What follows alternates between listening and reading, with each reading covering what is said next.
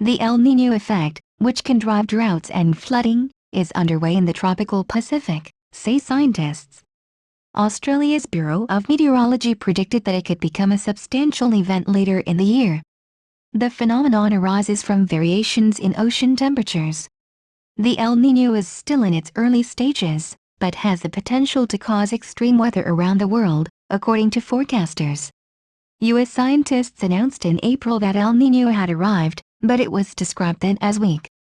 Australian scientists said models suggested it could strengthen from September onwards, but it was too early to determine with confidence how strong it could be.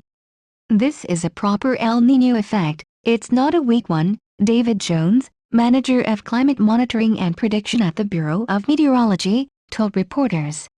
You know, there's always a little bit of doubt when it comes to intensity forecasts, but across the models as a whole we'd suggest that this will be quite a substantial El Nino event. An El Nino comes along about every 2 to 7 years as part of a natural cycle. Every El Nino is different, and once one has started, models can predict how it might develop over the next 6 to 9 months, with a reasonable level of accuracy. How can we predict El Nino?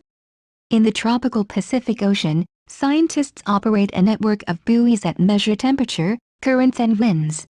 The data, and other information from satellites and meteorological observations, is fed into complex computer models designed to predict an El Nino. However, the models cannot predict the precise intensity or duration of an El Nino, or the areas likely to be affected. Researchers are trying to improve their models to give more advanced notice. A strong El Nino 5 years ago was linked with poor monsoons in Southeast Asia, droughts in southern Australia, the Philippines and Ecuador, blizzards in the US, heat waves in Brazil and extreme flooding in Mexico. Another strong El Nino event was expected during last year's record-breaking temperatures, but failed to materialize.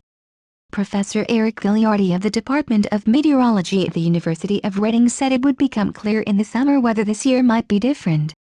The likelihood of El Nino is high, but its eventual strength in the winter when it has its major impacts worldwide is still unknown, he said.